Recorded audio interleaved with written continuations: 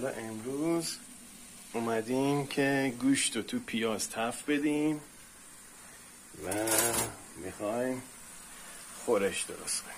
حالا من هنوز برنجم خیس نکردم، بذار من این یه خورده چون گرمه یخ داره یه خورده بذارم اینجا همینجوری تو حرارت کم یخش باز شه تا برم برنجم رو خیس کنم، بعد بیام سراغ این موادم. فعلا این یه خورده همینجوری تفت بخوره که هم چیزش باز شه، یخش باز شه، هم تفت بخوره. من این فیلم رو قطع میکنم، برم برنجم رو خیس کنم، آبکش کنم، نمک بزنم، بذارم کنار. این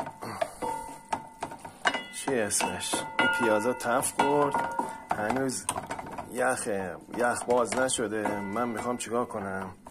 چون یخش باز نشده میخوام یه خورده آب ریختم تا این آب بخار بده، بعد چه اتفاقی بیفته این باز شه یواش یواش. من حالا میگردم درشم پیدا میکنم که بذارم. ببینم درشه نه کوچیکه. این رو ببینین، امسال ما خود ما این رو به خود ما درست کردیم. چه رنگی داره اصلا، نگاه کن. یه ذره نگاه کن، یه نصف قاشق ریختم. بعدن که هم زدم و این ربش اینجا پخته شد و قاطی شد، ببینین چه رنگی میشه، چه خوشگل میشه. به خاطر این الان رب زدم که بعدن این گوشت رو میخوام بذارم تو زودپز که زودپز این گوشت رو بپزم.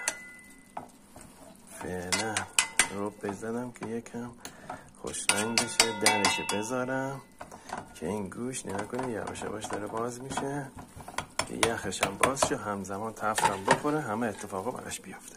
حالا درش میذاریم، میریم تا برای بقیه کاراش. یادم رفت برنج نشون بدم. برنجم نمکشم که خوبه. من معمولا یه پیمانه برای قاشق دارم، قاشق کوچولوه.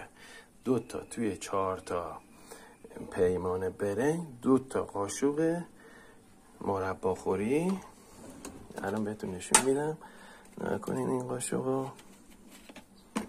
2 تا از این قاشق لب به لب این لبش 2 تا میریزم برای 4 تا پیمانه. هرچی پیمانه کمتر باشه نمکش کمتر.